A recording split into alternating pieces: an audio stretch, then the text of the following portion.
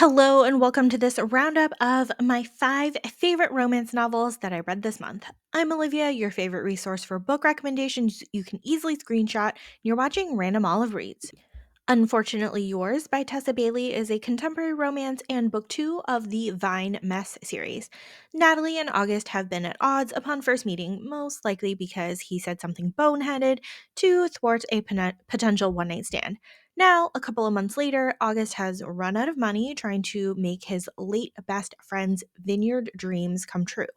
As he is about to leave town, Natalie comes to him with a proposition. She needs access to her trust fund, and her father has put an archaic clause that requires that she be married.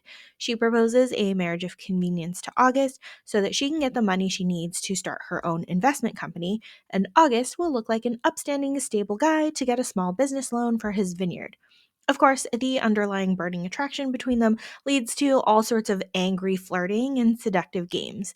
August is basically your bumbling golden retriever, but when he goes into Navy SEAL mode, it's all sorts of appealing for Natalie and the reader. It's emotional, funny, flirty, and steamy. A Duke in Shining Armor by Loretta Chase is a historical romance and book 1 of the Difficult Dukes series. This book was so fun and reminded me how much I love road trip romances in a historical setting. Ripley is a groomsman at his best friend's wedding and charged with making sure the wedding happens. The problem is that Olympia has run away from her own wedding and Ripley chases after her.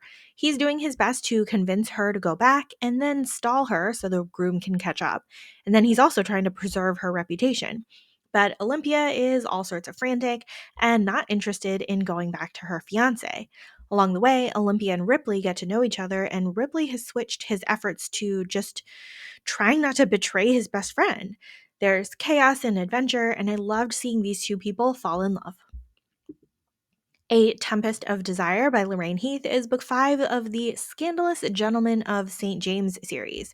Viscount Langdon has isolated himself on an island after a train accident leaves him with nightmares. And then one night, the storm washes up Marlowe, the most beautiful and desirable courtesan in London. He rescues her and then learns she was flying her hot air balloon alone and got caught in the storm. These two have been lusting after each other since first sight, but Marlowe is under the protection of another lord and very loyal. Langdon also doesn't want to encroach on someone else's territory, so he's tried really hard to stay away from her. But now they're stuck together and getting to know each other, and it makes their connection so much stronger. This book is full of seductive flirting and yearning and longing, and it's just another great book from Lorraine Heath. A Caribbean Heiress in Paris by Adriana Herrera is a historical romance and book 1 of the Las Leonas series. Luz Alana is the daughter and heiress to a rum distillery and trying to expand her business during the World's Fair in Paris. She exchanges barbs with Evan, a whiskey distiller who's sharing her space at the exposition. Luce has prioritized her responsibilities to her younger sister and her rum business and has little to no time for frivolity despite Evan's handsomeness. Evan is the heir apparent to a cruel and horrible duke and working on seeking revenge and proper ownership of the deed to his own whiskey distillery. When they both realize that their inheritances are tied up in marriage stipulations, they enter into a marriage of convenience with benefits. This book was steamy and emotional, and we all love Evan's support of Luce's business endeavors. This was an excellent read.